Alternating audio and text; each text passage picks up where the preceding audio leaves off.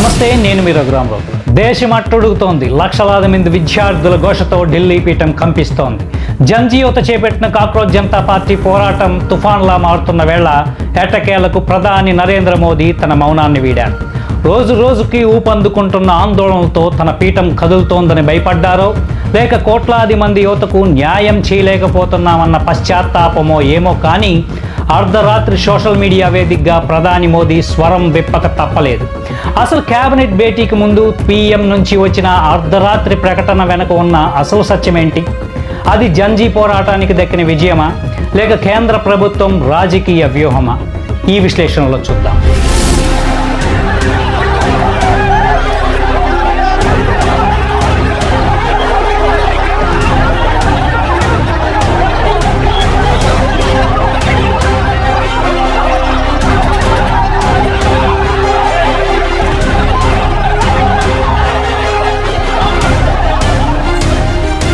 కేవలం ఒక ప్రశ్నాపత్రం లీక్ అవడం అంటే ఒక పరీక్ష విఫలం కావడం కాదు. రాత్రింబవళ్ళు కంటికి రెప్ప వేయకుండా చదివిన ఒక సామాన్య పేద మధ్యతరగతి విద్యార్థి కష్టాన్ని అంగడి సరుకుల్లా అమ్మేయడం, కోచింగ్ ఫీజుల కోసం ఎకరాలు అమ్మిన తండ్రులు, పుస్తకాల కోసం గాజులు తాకట్టు పెట్టిన తల్లులు, వారి త్యాగాలను ఈ లీకేజ్ మాఫియా కాలరాస్తుంటే వ్యవస్థ ఏం చేస్తుంది? కంటి ముందే తమ భవిష్యత్తు బూడిదవుతుంటే విద్యార్థులు ఆక్రోశించక తిరగబడక ఏం చేస్తారు? ఈ ఆక్రోశమే నేడు జంజీ నేతృత్వంలో సీజేపీ కాక్రోచ్ జనతా పార్టీగా ఉద్యమంగా మారి ఢిల్లీ పీఠాన్ని కుదిపేసింది. మా భవిష్యత్తుతో ఆట్లాడితే ఊరుకునేది లేదు అంటూ యువత వీధుల్లోకి వచ్చి కేంద్ర ప్రభుత్వంపై నేరుగా సమర బేరిని మోగించింది.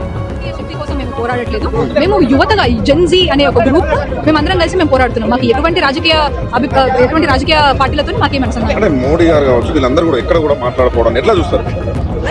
మన ప్రధానమంత్రి లాంగెస్ట్ సర్వింగ్ పీఎం ఆయన ఇప్పటివరకు ఒక్క ప్రెస్ కాన్ఫరెన్స్ కూడా మనకి డైరెక్ట్ అయ్యకపోవడం అనేది ఎంత సిగ్గుచేటు. అసలు కమ్యూనికేషన్ ఎందుకు చేయమంటే ఆయన డైరెక్ట్ చేస్తాడంట, డైరెక్ట్ చేస్తాడు, మనుషులతో మాట్లాడు కదా. ఆయన వచ్చినప్పుడల్లా ఒక సినిమా సెట్ చేసినట్టు వేస్తారు, ఆయన ఒక షాప్ కి పోతే సెట్ పెట్టినట్టు పెడతారు, తమిళనాడుకి రాగానే ఫౌండేషన్ కలర్ మారిపోతుంది. ఇట్లా నటనలు చేసుకుంటూ ఉండే ప్రధానమంత్రి ఆయన మాట్లాడకుండా ఉంటే మాకు కొత్తగా ఏం అనిపించట్లేదు. ఎప్పుడు చేసే పని ఎలానే ఉంది,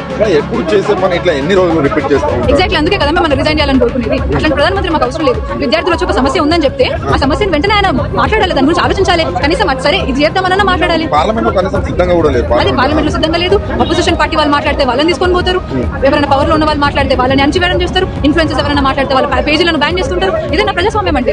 కొన్ని సోషల్ మీడియా పేజెస్ కూడా బ్యాన్ చేద్దాం అనుకుంటున్నారు, టెలిగ్రామ్. వాటిపైన ఏం చెప్తారు? ప్రజలు సోషల్ మీడియా ఇప్పుడు ఒక చాలా పవర్ఫుల్ వెపన్. సోషల్ మీడియా కావచ్చు, న్యూస్ ఛానల్స్ కావచ్చు, అదొక పవర్ఫుల్ వెపన్. మాకు దాన్ని కూడా మీరు అరికట్టాలని చూస్తున్నారంటే మీరు మా నోర్లో నొక్కేయాలని ప్రయత్నం చేస్తున్నారు. ఒకనొక సందర్భంలో బ్రిటిషర్స్ వచ్చి మనల్ని అణచివేసినారు అని మేము హిస్టరీ బుక్స్ లో చదివాం. ఇప్పుడు మాకు కనిపిస్తుంది మన భారతదేశంలో మన భారత ప్రధానమంత్రి వచ్చి మా నోర్లో నొక్కేయాలని ప్రయత్నిస్తున్నారంటే ఇది అసలు ఇదేం దేశం? ఒకనొక సందర్భంలో చూస్తే మనం జర్నలిజం అనే దానికి చాలా రెస్పెక్ట్ ఉంటుంది. మా నాన్న కూడా జర్నలిస్టే. ఆయన ఒకప్పుడు వార్తలు రాస్తుంటే అసలు గద్దరిల్లిపోతుండే. కానీ ఇప్పుడు ఎంతసేపటికి కమర్షియల్ న్యూస్ కావచ్చు, పిఆర్ పేడ్ కావచ్చు, ఇదే నడుస్తుంది. ఇలా జర్నలిజం అనే ఒక మాటకి చాలా సిగ్గుచేటది. స్పైన్లెస్ పీపుల్ లా కనిపిస్తున్నారు నాకు. చాలా సింపుల్ డిమాండ్ అండి. యూత్ అందరం ఇంతమంది కలిసి వచ్చినామంటే చాలా పెద్ద విషయం అని గవర్నమెంట్ గుర్తించాలి. మాకున్న ఏకైక డిమాండ్ మా ఎడ్యుకేషన్ అనేది మా రైట్. దాన్ని మేము ముందుకు తీసుకోవాలనుకుంటున్నాం, మేము చదువుకోవాలనుకుంటున్నాం. దానికి ఇన్నాళ్ళు పరిస్థితి అదుపులోనే ఉంది అని సర్ది చెప్పే ప్రయత్నం చేసిన పాలకులు అత్యున్నత న్యాయస్థానం సుప్రీంకోర్టు సరిచి చెప్పేసరికి డిఫెన్స్లో పడ్డారు. కోట్లాది మంది అభ్యర్థుల నమ్మకాన్ని దెబ్బతీస్తే సహించేది లేదు అని కోర్టు తీవ్ర హెచ్చరిక జారీ చేసింది. ఒకవైపు కోర్టుల సీరియస్నెస్, మరోవైపు వీధుల్లో జంజీ యువత నిరసన సెగ. ప్రభుత్వంపై ఎంత ఒత్తిడి పెరిగిందంటే స్వయంగా ప్రధాని మోదీయే కేబినెట్ భేటీ కంటే ముందే అర్ధరాత్రి వేళ కెమెరా ముందుకు రాక తప్పలేదు.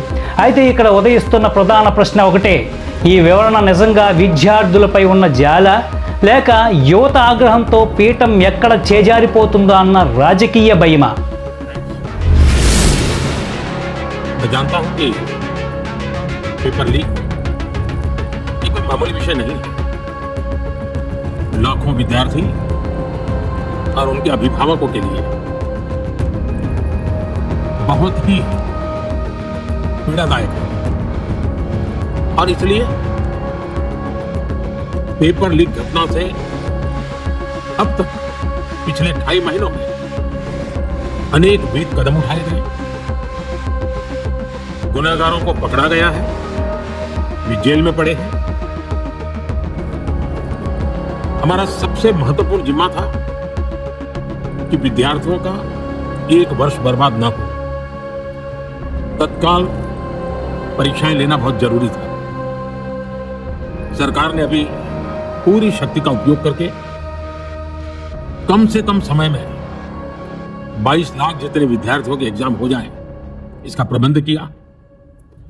और अभी 5-6 दिन पहले 19 तारीख को रिजल्ट भी आ गया और देश भर में उत्तीर्ण हो गए विद्यार्थियों की खुशियों की खबरें भी आ रही हैं। लेकिन हम वहां पर संतोष मानने वाले लोगों में से नहीं है और इसलिए मैंने आज फास्ट ट्रैक कोर्ट के लिए विभागों को निर्देश दिए थे। आज विभागों ने लगातार मेहनत करके देर रात मुझे मुसद्दा भी दे दिया। फास्ट ट्रैक कोर्ट और कठोर सजा के प्रावधान के साथ का ये मुसद्दा कल कैबिनेट में चर्चा होगी।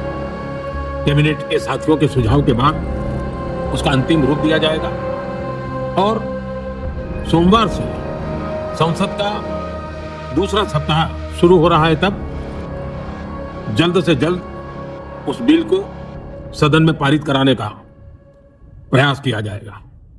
ప్రధాని తన సందేశంలో 3 ప్రధాన విషయాలు చెప్పారు. ఒకటి, పేపర్ లీకేజీలపై ఫాస్ట్ ట్రాక్ కోర్టులు పెడతాం. రెండవది, కేబినెట్ ద్వారా కఠినమైన కొత్త చట్టం తెస్తాం. మూడవది, 22 లక్షల మందికి పరీక్షల ప్రక్రియ వేగంగా పూర్తి చేస్తాం.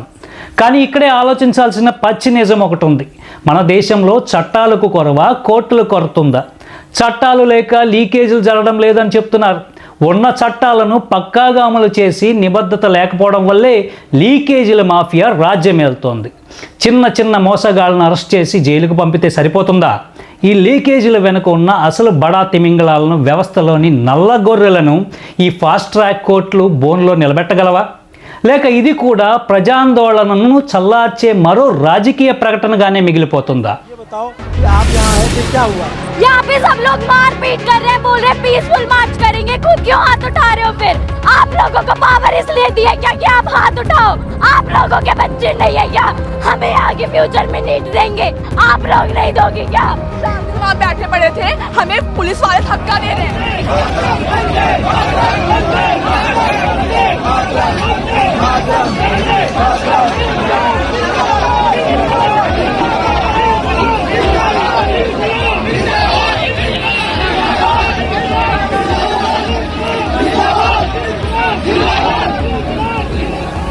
అర్ధరాత్రి వేళ పోస్ట్ చేసిన ఒక 5 నిమిషాల వీడియో లక్షలాది మంది విద్యార్థుల కన్నీళ్లకు తుది పరిష్కారం కాజాలదు.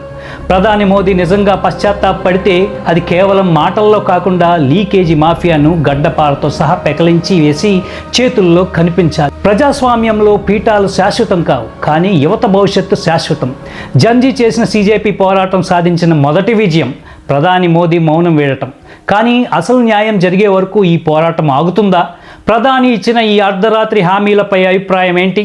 ఇది నిజమైన మార్పునకు సంకేతమా, లేక రాజకీయ ఎత్తుగడ మాత్రమేనా? మీ కామెంట్ రూపంలో నిర్భయంగా చెప్పండి. సత్యం వైపే మా ప్రయాణం. లైక్ చేయండి, షేర్ చేయండి. సంచలన విశ్లేషణల కోసం చూస్తూనే ఉండండి రౌతుల టీవీ.